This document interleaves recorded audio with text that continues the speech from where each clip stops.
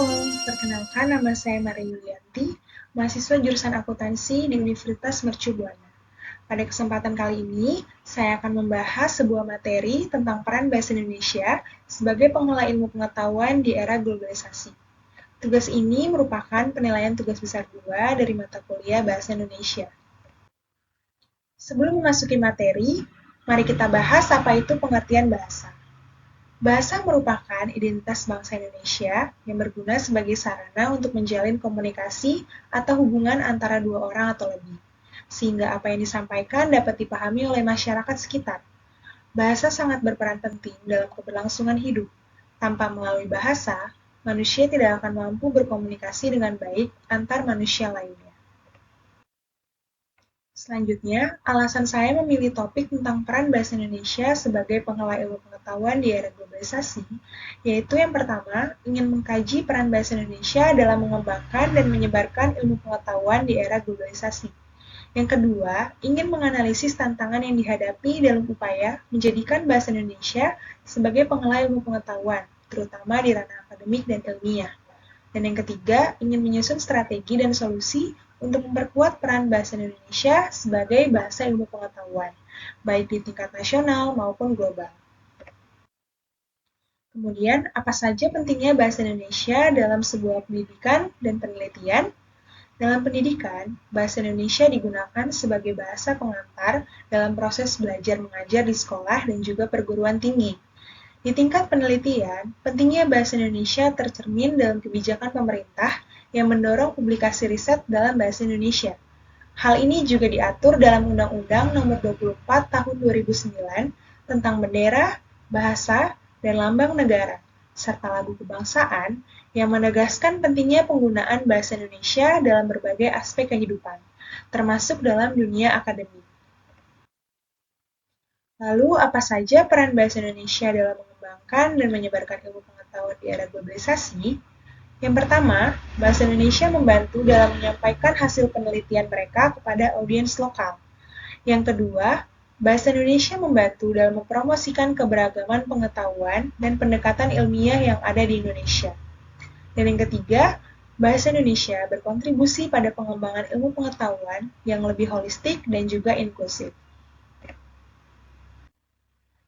Lalu, tantangan apa yang bisa dihadapi dalam menjadikan bahasa Indonesia sebagai pengelola ilmu pengetahuan? Yang pertama, dominasi bahasa Inggris. Salah satu tantangan terbesar yang dihadapi bahasa Indonesia adalah dominasi bahasa Inggris dalam dunia akademik dan penelitian. Sebagian besar publikasi ilmiah internasional diterbitkan dalam bahasa Inggris, menjadikannya bahasa utama dalam pertukaran pengetahuan global. Yang kedua, kurangnya sumber daya dan infrastruktur. Banyak lembaga pendidikan di Indonesia masih kekurangan fasilitas untuk melakukan penelitian dan publikasi yang berkualitas. Jurnal ilmiah berbahasa Indonesia juga seringkali tidak terakreditasi secara internasional, sehingga peneliti merasa terpaksa untuk menerbitkan hasil penelitian mereka dalam bahasa Inggris, meskipun mereka lebih nyaman menggunakan bahasa Indonesia. Ini menciptakan situasi di mana karya-karya yang berharga dan relevan untuk konteks lokal tidak didokumentasikan dengan baik dalam bahasa nasional.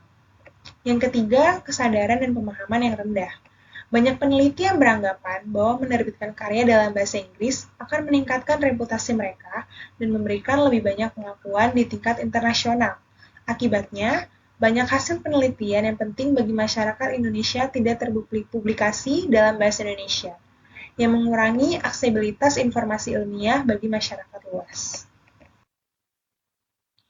Kemudian, apa saja strategi untuk memperkuat peran bahasa Indonesia? Yang pertama, pengembangan kebijakan pemerintah yang mendukung. Misalnya, pemerintah dapat mengeluarkan peraturan yang mewajibkan lembaga pendidikan untuk menerbitkan karya ilmiah dalam bahasa Indonesia, serta menyediakan insentif bagi peneliti yang berkontribusi pada pengembangan publikasi ilmiah berbahasa Indonesia. Yang kedua, pendidikan dan pelatihan untuk akademisi. Melalui workshop dan seminar, akademisi dapat diberi keterampilan dalam menyusun karya ilmiah yang baik dan benar dalam bahasa Indonesia. Dan yang ketiga, penguatan jurnal ilmiah berbahasa Indonesia. Salah satu langkah strategis adalah memperkuat dan memperbanyak jurnal ilmiah berbahasa Indonesia. Jurnal-jurnal ini harus memiliki kualitas yang tinggi dan terakreditasi untuk menjamin keandalan, dan validitas informasi yang dipublikasikan. Jadi kesimpulannya, dalam upaya menjadikan Bahasa Indonesia sebagai penglayar pengetahuan di era globalisasi, berbagai strategi perlu diterapkan untuk mengatasi tantangan yang ada.